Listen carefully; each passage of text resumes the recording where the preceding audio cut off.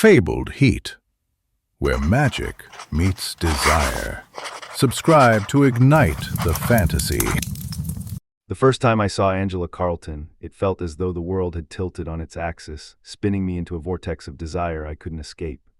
She strode into the boardroom with the confidence of a queen, her emerald green dress clinging to every curve like it had been tailored by the hands of fate itself. The fabric shimmered under the fluorescent lights, catching the faintest glimmer of gold in its threads. Her heels clicked against the polished floor, each step echoing in the cavernous room like a drumbeat in my chest.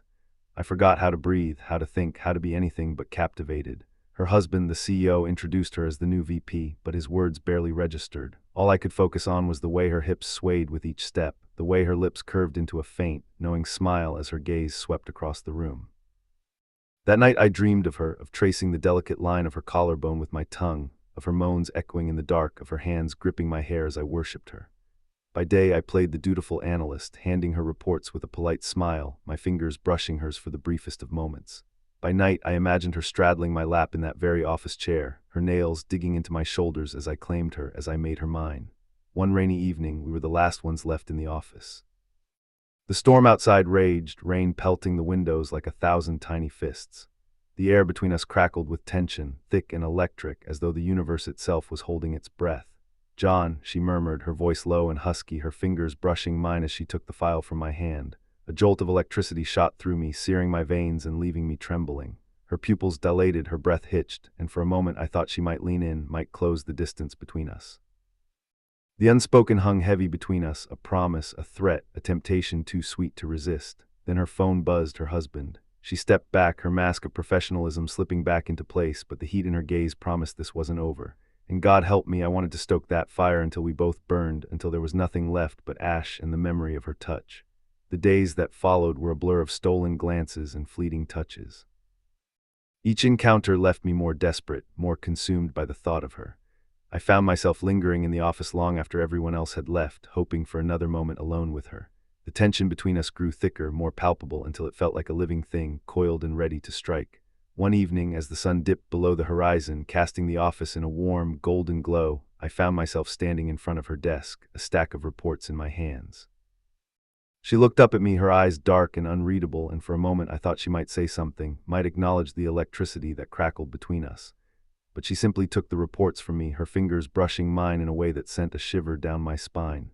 "Thank you, John," she said, her voice soft and low. I nodded, unable to trust my voice, and turned to leave, but before I could take a step, she spoke again.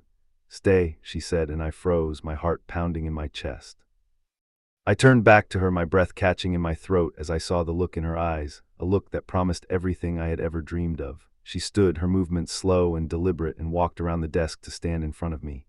Her hand reached up, her fingers brushing against my cheek, and I felt a jolt of electricity shoot through me. "I've been thinking about you," she whispered, her voice barely audible over the sound of my racing heart. "About us." I swallowed hard, my mind racing as I tried to process what was happening. "Angela," I said, my voice hoarse, "we can't," but she cut me off, her lips pressing against mine in a kiss that was both tender and desperate. I felt my resolve crumble, my hands reaching up to pull her closer, to deepen the kiss. In that moment nothing else mattered, not her husband, not the consequences, not the world outside. All that mattered was her and the fire that burned between us. When we finally pulled apart, breathless and trembling, she looked up at me, her eyes dark with desire. "We can't keep doing this," she said, her voice trembling, "but I don't know if I can stop." I nodded, my heart aching with the truth of her words. "Neither can I admitted, my voice barely above a whisper. She leaned in, her forehead resting against mine, and for a moment we simply stood there, lost in each other. But then she pulled away, her mask of professionalism slipping back into place. "We should go," she said, her voice steady despite the turmoil in her eyes. I nodded, knowing that she was right, but hating the thought of leaving her. We walked out of the office together, the silence between us heavy with unspoken words. As we stepped out into the cool night air, I felt a sense of loss settle over me, knowing that this moment, this connection, was fleeting. But as I watched her walk away, her heels clicking against the pavement, I knew that I would do anything to keep her in my life, no matter the cost.